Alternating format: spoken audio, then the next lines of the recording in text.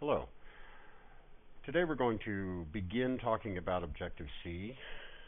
This section will be in several parts, and this part deals specifically with the C language. So if you need a refresher course in C, this is part one of that. We're going to talk about scalar data types, what that means and what they are in C, variables and pointers, arrays of variables, structures, and we'll have a short demo showing several of these features. We call scalar data type scalar because there's a greater than or less than relationship between values. Even characters have a greater than or less than relationship in C. A character in C is actually a very small integer. It's an integer in a 1-byte range between 0 and 255 if it's unsigned, or between -128 and +127 if it's signed. So a lot of times we'll see characters and integers we'll see characters being used as integers, as very small integers in C. That's a very idiomatic feature of C. But the basic types, these scalar data types, are character, which is in C is in the blue, CHAR or char. It is a 1-byte value. Integer is a 4-byte value, int. Long, we can also say long int if we want, is an 8-byte value. Float is a 4-byte value. That's a floating point value. Double is an 8-byte value. It is a double precision floating point value. And then long double is a 16-byte value. And of course, a long double can represent an extremely large number. These byte widths that I have listed here are the byte widths as defined by Apple in iOS for Objective-C. Variables have to be declared in C before being used. Unlike some languages, I believe Python, certainly BASIC, some languages allow you to use a variable. PHP is that way. You can use a variable. You don't have to declare it before it's used. But in C, you do have to declare a variable before you can use it. And you have to declare it with a type. So you will use int, character, char, float, or some other type to declare your variables. Variable names can be of an arbitrary length, but they can only contain alphanumeric or underscore characters, and they cannot start with a digit. So the syntax is first the type, then the name, and then a semicolon. You can also use a syntax. You can also give a variable a value when you define it, when you declare it. You could say type, then name, then equals, and whatever value you want to assign to that as well. So some examples, and I challenge you to figure out which one of these examples is incorrect. If you chose the third example, you're right. We can declare multiple variables, as in the second example, on the same line, as long as they're all of the same type. The second two variables just simply begin with an underscore, but we cannot declare a variable that begins with a digit. Pointers. Don't get hung up with the idea of a pointer. A pointer is simply a variable that holds an address. That address is going to be an integer. But the pointers are typed. So we have to declare a pointer, and we use this star notation to declare a pointer to a specific type of data. So I have a simple example here. In the first line, we are declaring a pointer, and it is a pointer to an int. In the second line, we declare an int. We declare an int that's going to hold a number, and then in the third line we actually put a value into that integer, 42.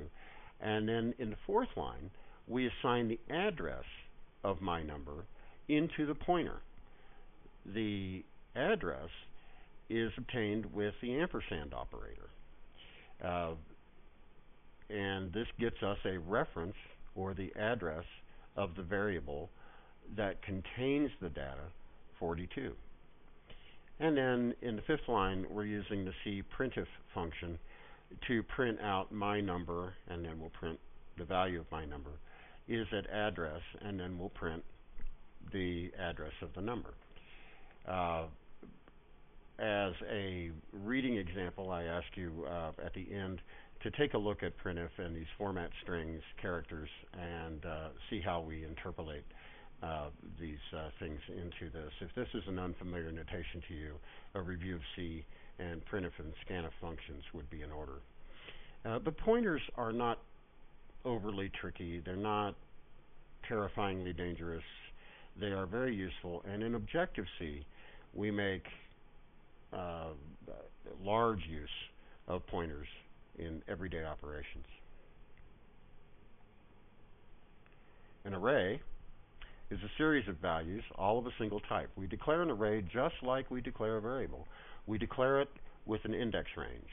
And that index range is declared, or actually it's not a range, it is a number of objects in the array. And that's placed as an integer in between square brackets after the variable name. So the first index of any array is 0. So in this rates example, I have an array of floating point numbers called rates, which has 10 values. The first index will be 0, the last index will be 9. If you are used to 1-based arrays, get used to 0-based arrays. Again, there is in ObjectiveC, being a strict superset of the C language, the first index of an array class is 0. One very important point, especially when working with C, is that the name of an array without an index is a pointer to the first address in the array. So if we just said if we just said rates in this example without indicating an index, it would be a pointer to that first index in the array. A structure is like an array, except the types of values inside a structure can be different. So I have a short example here. This declares one structure variable called point. We don't usually do it this way, and I'm going to come back to that in a minute. But we have a point, and it has two integer values inside the structure point, an x-coordinate and a y-coordinate, and it also has a floating point value, color. And we can, rather than indexing into a structure using array notation like we do with an array, we index into a structure using dot notation. And dot notation becomes extremely important in ObjectiveC as we move forward. It is used for something else, but because dot notation is also used for structures in C, it is a very easy syntax to remember in ObjectiveC, because it allows us not only to do what it refers to in ObjectiveC, which we'll get to in the next couple of sessions, but it also allows a seamless integration with some of the structures that are used, the flat C structures that are used in ObjectiveC. I know that doesn't make any sense right now, but it will. But we use dot notation to get into the variables inside a structure. So we have point dot x coordinate, and we're assigning it the value of 50. Point dot y coordinate is assigned 30, and point dot color is assigned 0.35, whatever that means. And I forgot the semicolon if you're paying attention. And then on this line, there should be a semicolon right here. And I'll just go ahead and fix that. And then, again, we're printing out with a format that the point at x coordinate, y coordinate with color, and then the color of that point. As I said before, I sort of mentioned before, structs are usually declared using typedef, and when we do the demo, you'll see an example of that. So on to the demo. What we have is a simple console mode program that calculates the distance between two named points. And we're going to allow the user to name their 2 points of interest, and then enter the x and y coordinates of those points. And then we're going to input that data using a C function called scanf, and that stands for scan formatted input. We'll calculate the distance between those 2 points using the Pythagorean theorem, and then we'll output the distance using printf. And we've already met printf briefly. Printf and scanf are an input-output pair. Scanf for input and printf for output. So let's go ahead and look at that demo. I've already set it up. And what we have is a console mode program, and we'll be showing you how to create one of these. It is a I'll just go ahead and do that now. If we go to File, New Project, we see our friend the project window, and we go to Application and select Command Line Tool, and that's how we create one of these. At any rate, here we see a structure being defined, and it's essentially the same as the structure we looked at before. Instead of using color, we're using a character array, an array of 20 characters, and that array is called name. And we also have an x-coordinate and y-coordinate declared as integers. It's perfectly okay to declare multiple values multiple variables on one line, as long as the type is all the same, and here it's all integer. But the difference with this structure, point, is that we're making it a type. So it's just as much now with this keyword typedef. It's just as much a point. Point is just as much a type now in our program as float or int or char or what have you. So we can use this typedef struct and then the internal variables and then point. We can use this value point now to declare 2 instances of point. We're calling them point 1 and point 2. And then we're also going to need a variable to hold a distance. And I want that to be a float because it's going to be a decimal value. It's going to have a decimal part. So these 12 lines, and we see this pattern very often in C programming, first print prompts and then scan for input.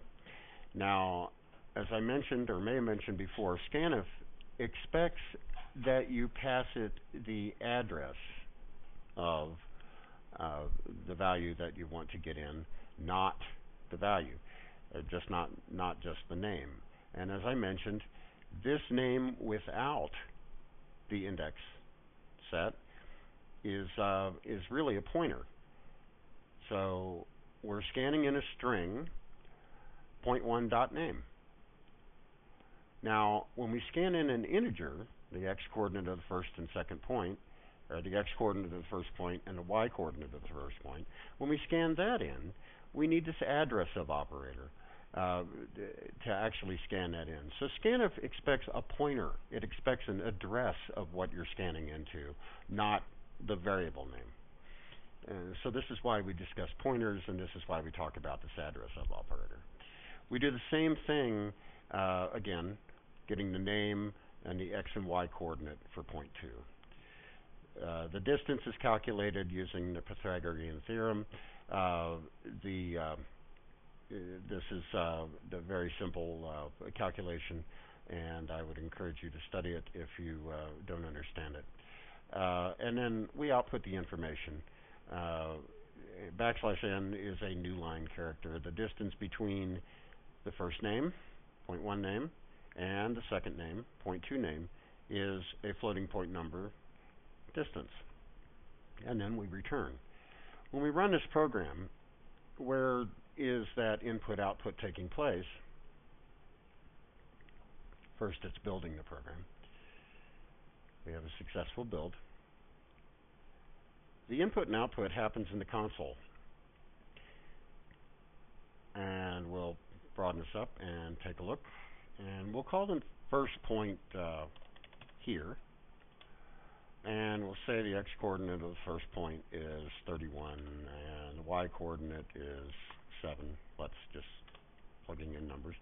And then the second point, we'll call it there. And the x-coordinate is negative 98, and the y-coordinate is 14. And it'll give us the distance there between here and there as 129.19. So that's it. I would encourage you to study this program, attempt to make some modifications, and we'll talk about those here in just a second. This program will be available to you. So for further reading, I would like for you to look at format specifiers for printf and scanf, the percent specifiers that we use to get values into printf and scanf format lines.